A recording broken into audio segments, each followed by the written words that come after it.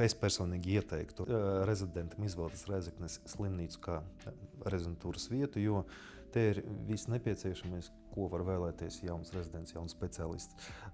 Viņš var gan iemācīties praktiski, gan teorētiski, gan viņam ir pietiekuši pacientu daudzums, ja, lai būtu darbs. Un kolēģi un personāls pretīm nākoši, ja, tikai palīdz un tikai priecājas par taviem ieguvumiem un uzvarām medicīnā. Ja, tāpēc es uzskatu, ka ja speciālists ir jauns, motivēts iemācīties un pēc tam labi darīt savu darbu, tad te ir ļoti labvēlīga atmosfēra priekš tā.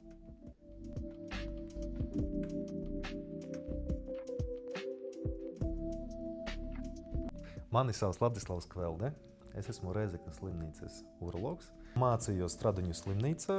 Visu rezidentūras laiku biju Rēzeknes slimnīcas rezidents. Un pēc rezidentūras pabeigšanas atgriezos un jau 2 gadus strādāju Rēzeknes slimnīcā. Urologi apvieno gan diagnostiku, gan dažāda veida ķirurģisku ārstēšanu. Tas man likās interesanti, un tā arī. Un ņemot vērā, ka šī specialitāte Rēzeknes slimnīcā bija nepieciešama, es arī viņu izvēlējos. Jā, un nenožēloju. Manuprāt, var redzēt rezidentus, kuri strādā ārpus universitātes slimnīcas un kuri strādā tikai universitātes slimnīcā. Un atšķiras viņi ar to, ka tomēr universitātes slimnīcā, kad tu strādā ar pieredzējušiem kolēģiem, vienmēr tā galvenā atbildības sajūta un galvenā atbilde ir uz kādu citu. Ja? Te tomēr daudz lēmumu jāpieņem pašam, un tas iemāca tevi domāt patstāvīgi, palikt drosmīgākam, ja?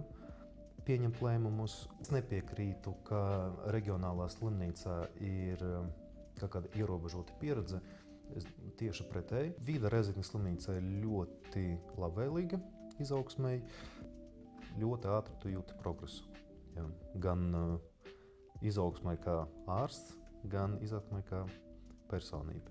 Kolēģi tevi uztver vienlīdzīgi, tu nejūti to sajūtu, ka tu esi rezidents un viņi ir speciālisti. Tehniskais aprīkojums ir mūsdienīgs.